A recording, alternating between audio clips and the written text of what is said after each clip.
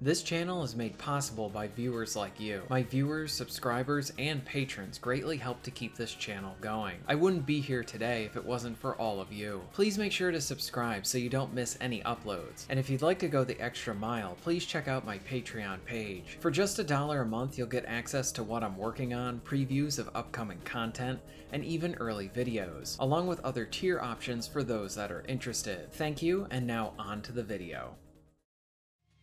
So Aspyr worked to provide us with bringing back the original Battlefront games. These classics are seen as some of the best Star Wars games, made by Pandemic originally, an incredible talent that I still miss today. So now through this collection you can play them anywhere. On face value, that is really awesome. I have spent some time with both games and honestly it's like reliving my childhood. Plus they still play great. I had access to the game before its launch, so I was not able to play online, but rather I was enjoying the large amount of single player and offline content. There's a ton to enjoy here, and if you've played them before, you know what I mean. To my surprise, when I go to the Steam page for the collection, it's listed as mostly negative. I'm like, that is strange, maybe I missed something during my playthrough of it. So right when the game launched, many fans rightly wanted to play online multiplayer. It was pretty awesome that this was coming back, and for many this was a huge part of their original enjoyment of the classic games. The servers were causing an issue where people couldn't get into games, and then for many the game would then crash even when they got into it. While this was something that I was not able to really try during the early access period, I am in agreement with many players that are frustrated. This needs to be fixed.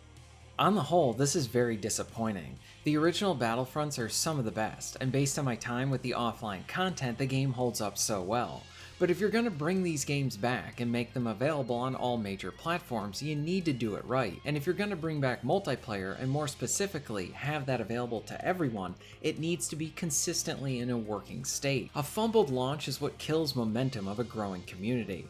For example, someone who never played the game before buys the collection, tries out the multiplayer, and finds out that it doesn't work. There's a large chance that they just drop the game altogether and go on to something else. And with no option for crossplay, you want each system's online to grow and sustain.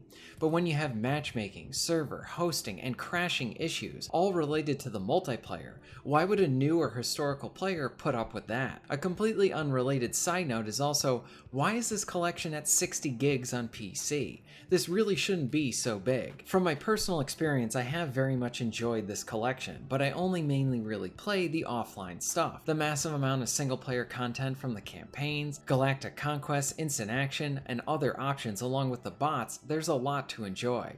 So on that hand, there is a lot of value here. On the other, the situation with the multiplayer is something that needs to be improved quickly. When I first played the Battlefront games, I never played the online. It was all offline and split screen for me.